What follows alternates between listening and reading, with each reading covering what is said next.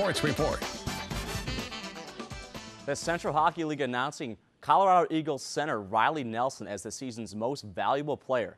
Nelson earned votes on 25 of 60 ballots as he received the award over Missouri's Robbie Nolan, who ended up finishing second with 15 votes. He is in his 8th season with the Eagles as he finished the 2010-2011 regular season 4th in the league in scoring with 93 points and led the league this season with a +40 plus-minus rating.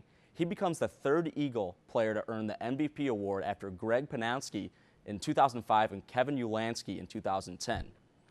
Northern Colorado's Devin Beitzel of the men's basketball program has been selected for the 2011 Lou Henson All-American team. The senior guard ended his career last week with a 25-point performance and a loss against San Diego State in UNC's first appearance in the NCAA tournament. He finished his career with more than 1,500 points and was named the Big Sky MVP.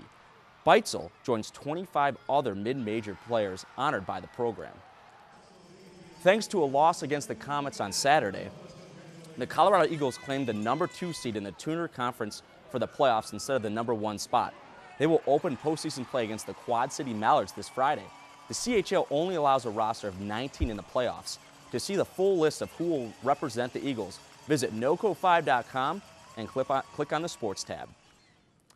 After the weekend series against Southern Utah, the UNC baseball team still struggles to find victories on the diamond. In both games on Saturday, the Thunderbirds struck early both offensively and defensively. The Bears making rallies in late innings in both games only to come up short.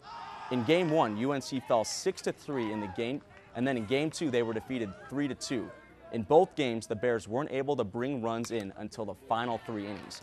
With both losses, the Bears are now 2-15 in their non-conference schedule. First-year coach Carl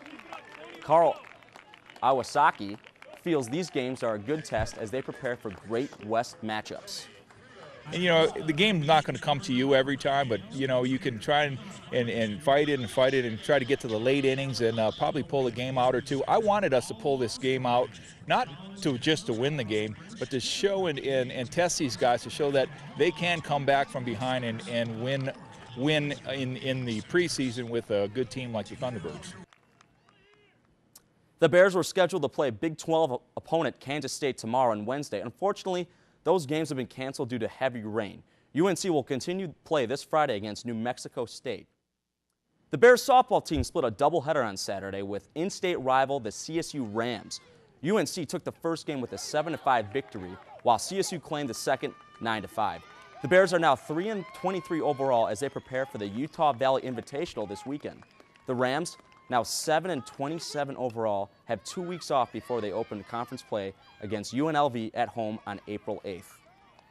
Former CSU Ram Martin Laird won the Arnold Palmer Invitational at Bay Hill on Sunday. With a great second-round performance, Laird began the final round 11 under par. He finished with a total of 280, 8 under par, just ahead of Steve Marino, who finished 7th under. He claimed the invitational trophy and then celebrated with the golf legend and earned more than $1 million in earnings. All right, well, that does it for sports. Now, back to you, Nathan.